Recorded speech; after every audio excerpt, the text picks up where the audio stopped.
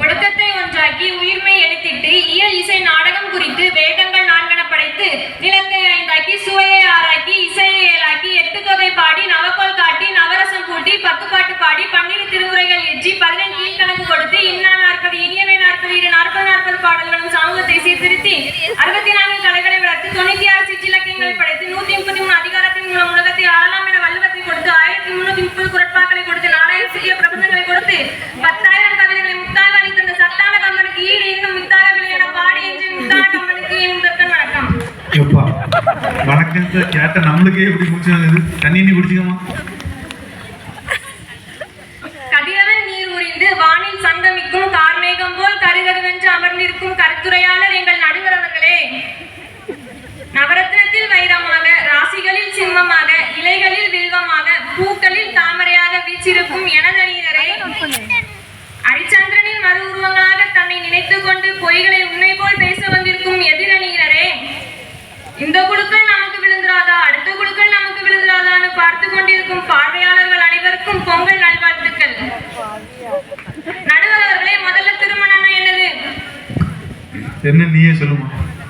10 பொருத்தம் பார்த்து 9 நவகிரகங்களின் துணையோடு 8 திசையில் இருந்து 7 சுரங்கள் முழங்க, அறுசுவை உணவோடு 5 பூதங்கள் சாட்சியாக 4 வேதங்கள் முழங்க, 3 முடிச்சோடு 2 மனங்கள் ஒரு மனமாகும் ஒரு அற்புத பந்தத்தின் உணவுதான் திருமணம்.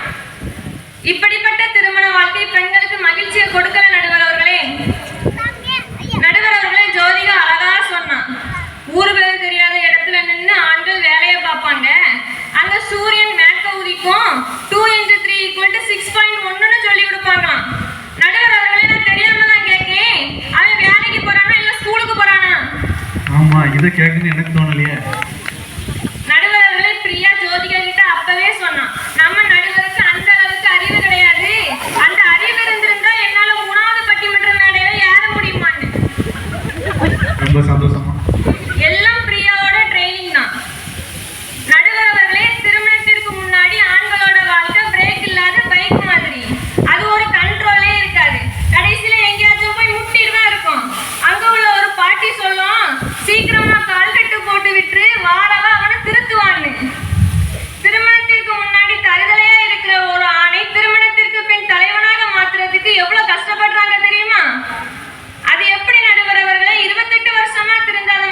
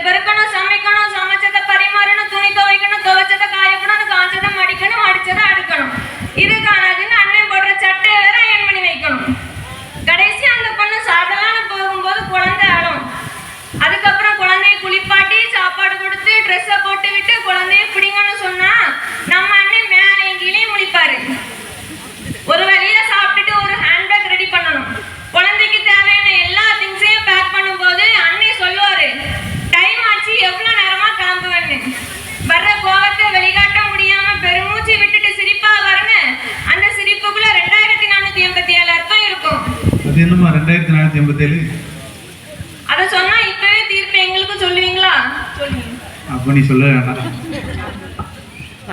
இந்த ஒரு சம்பவத்திலேயே திருமணத்திற்கு பிறகு யார் மகிழ்ச்சி இழக்கிறதுன்னு தெரியும் நடுவர் அவர்களே. நடுவர் அவர்களே, பெத்தவங்க பொண்ணை கஷ்டப்பட்டு படிக்க வச்சு அவளுக்குன்னு ஒரு வேலை எடுத்து கொடுக்குறாங்க. வேலை கிடைச்ச கொஞ்ச நாள்லயே அவளுக்கு கல்யாணம் ஆயிரும். அவளோட சம்பளத்துல ஏதாச்சும் அவங்க அப்பா அம்மாவுக்கு பண்ண முடியுமா நடுவர் அவர்களே? பண்ண முடியாதுமா. அவளோட சம்பளத்துல அவ பிளான் பண்றதை விடவும் அவன் மாமியார் பெரிய பிளான் போட்டு வச்சிருக்கோம். அவ சம்பாதிச்ச ரூபாயில அவளுக்கே உரிமை இல்லாம இருக்கும்போது பெண்களுக்கு எவ்வளவு கஷ்டமா இருக்கும் நடுவர் அவர்களே. நடுவர் அவர்களே, ஆணும் பெண்ணும் சமம்னு சொல்றாங்களே, அது உண்மையிலே நடைமுறையில இருக்கா? கண்டிப்பா இல்லம்மா. உண்மைதான் நடுவர் அவர்களே. ஆண்களுக்கு சமமா பெண்களும் வேலைக்கு போக ஆரம்பிச்சிட்டாங்க. அதுவும் வீட்டுல உள்ள எல்லா வேலையும் முடிச்சிட்டு வேலைக்கு போற பெண்கள் இருக்காங்க. இதே மாதிரி ஒரு பெண்ணுக்கு சமமா ஒரு ஆணால் வீட்டு வேலையெல்லாம் பார்த்துட்டு வேலைக்கு போக முடியுமா நடுவர் அவர்களே? கண்டிப்பா போக முடியாதுமா. குட்டி இளவரசியாக இருந்து பழக்கப்பட்ட பெண்கள் வீட்டிற்கு வெளியே ராணி போடவும் வீட்டிற்கு உள்ளே அடிமை போடவும் நடத்தப்படுகிறார்கள். எனவே நடுவர் அவர்களை திருமண வாழ்க்கையில் கஷ்டப்படுவது பெண்கள் தான் என்று நல்ல தீர்ப்பை வழங்குமாறு கேட்டுக்கொண்டு வாய்ப்புக்கு நன்றி கூறி விடைபெறுகிறேன். நன்றி. அருமையாக பேசிய அபர்ணாவுக்கு நன்றி.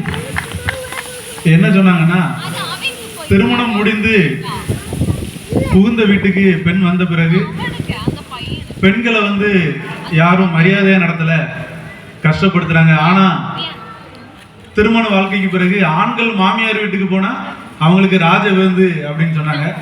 ஆனா எங்க மாமியார் வீட்டுல அப்படி இல்லை. போன தீபாவளிக்கு மாமியார் வீட்டுக்கு போயிருந்தேன்.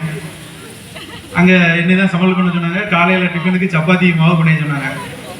எங்க மாமியார் போற போக்குல என்னைய மாதிரி பண்ணீங்க அப்படின்னு சொல்லிட்டு போயிட்டாங்க. நானும் என்ன பண்ணேன், எங்க மாமியார் மூஞ்சி மாதிரியே பண்ணி வச்சேன். அது பார்க்கறதுக்கு கொஞ்சம் சூனிய பொம்மை மாதிரி இருந்து. அன்னைக்கு அடி வாங்கினதுதான். 6 நாள் ஐசியூல இருந்துட்டு போன மாசம் தான் வந்தேன். ஆனா எங்க மாமனார் கொஞ்சம் கட்டிக்காரு. இப்படிலாம் நடக்கணும் முன்னுக்கூட்டியே தெரிஞ்சு என் பேர்ல ஒரு ஹெல்த் இன்சூரன்ஸ் எடுத்து வச்சிருந்தாரு. அதனால செலவு இல்லாம முடிஞ்சிச்சு. ஆனா இப்ப என் மாமனார்ட்ட நான் என்ன சொல்லிட்டு வந்திருக்கேன்னா, மாமா அடி கொஞ்சம் அதிகமா விழுது, இனி ஹெல்த் இன்சூரன்ஸ் எடுக்காங்க, லைஃப் இன்சூரன்ஸ் எடுங்க, உங்க மகளுக்கு உதவும் சொல்லிட்டு வந்திருக்கேன். அந்த மாதிரி எங்க மாமியார் வீட்டுல நடக்குது. இப்போ இல்லைங்க, ஆண்கள் படும் கஷ்டத்தை இன்னும் அதிகமா கூற